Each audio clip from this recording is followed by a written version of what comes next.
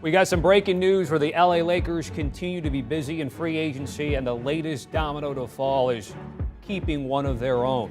Lakers putting offer and re-signing Austin Reaves to a 4-year, $56 million deal. That's coming from multiple reports as the 6'5" guard had a breakout campaign in his second year in the league. Great shooting splits, 13 points, 3 rebounds, 3.4 assists per game, part of the turnaround right around the trade deadline for a team that was on the outside looking at the postseason and then made a nice run in the playoffs. Let's bring in Brad Botkin to get some reaction and thoughts to the Lakers here. And what do you make of the team in LA being able to bring back Austin Reaves? Yeah, we're calling it breaking news, not surprising news. Everyone expected Austin Reaves to be back now. He could have gotten some more money out there. This is the most the Lakers could have offered him with his bird rights. But the money started drying up pretty quickly. I mean, we're basically through free agency here in terms of the names that we waited for to drop. So without that money drying up out there with some of the other teams, it was only natural he was going to come back to the Lakers. I think that was inevitable from the start. They get him on a good number. I think he's going to outplay that contract. Tommy, those numbers you mentioned, they got even better in the postseason, over 16 points a game. He emerged as first a role player and then their most reliable secondary ball handler next to LeBron James. He became an indispensable part of a team that went to the conference finals. Really a good deal. I like the Gabe Vincent signing. They get D'Angelo Russell back on a good trade-friendly number. I think the second year of that deal is going to end up being a team option. So he's going to be a tradable piece when I think Gabe Vincent takes over the starting point guard role. So I just kind of threw a lot of stuff out there, but this Reaves signing is kind of the icing on a cake on what I think has been a pretty good free agency period for the Lakers. You say not surprising in terms of bringing back Austin Reaves. Can we put that graphic up one more time of the transactions that they've done lately here for LA? And I only want to bring this up because, Brad, I'm going to throw this back to you. Was it surprising to you, because I know there was at least a conversation to be had that they weren't going to be able to match both Hachimura and Reaves, that it may have been one or the other. So now you have that, plus D'Lo coming back, and Gabe Vincent coming from Miami. So was that surprising to you that now they've accumulated this type of talent?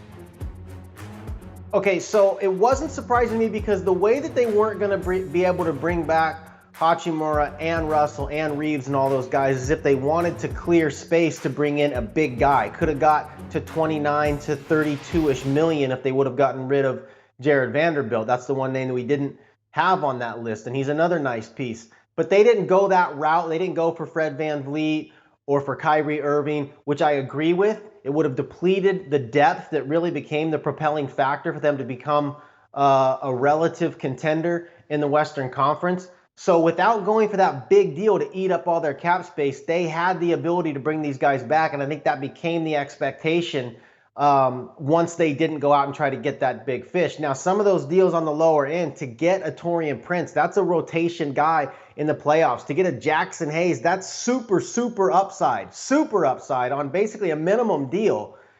They've made some nice things around the edges. Cam Reddish, I mean, these are guys they're bringing in for not very much money, not a lot of risk, on top of bringing their own guys back, on top of creating a tradable salary with D'Angelo Russell. And again, the Gabe Vincent signing I really like. So yeah, all around, I think the Lakers really have done a good job so far. And just to button that up, I mean, the things that Rob Pelinka has done really started to turn around during the trade deadline. It was part of the reason why, obviously, they made a push to the postseason. Has there been anything that stood out to you out of the ordinary of how he normally kind of does business and maybe what he's done differently from the trade deadline to this point?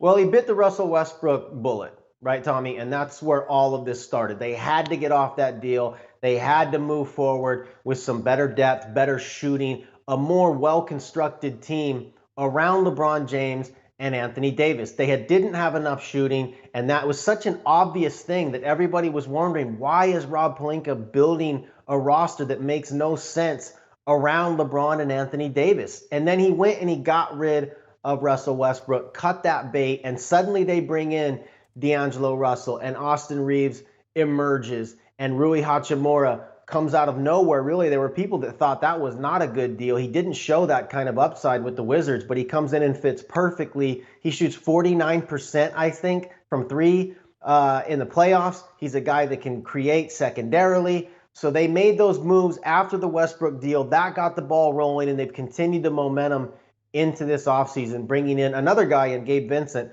who they want to be a secondary ball handler, want to be a guy that can take that responsibility off LeBron's shoulders and can space the floor as a shooter.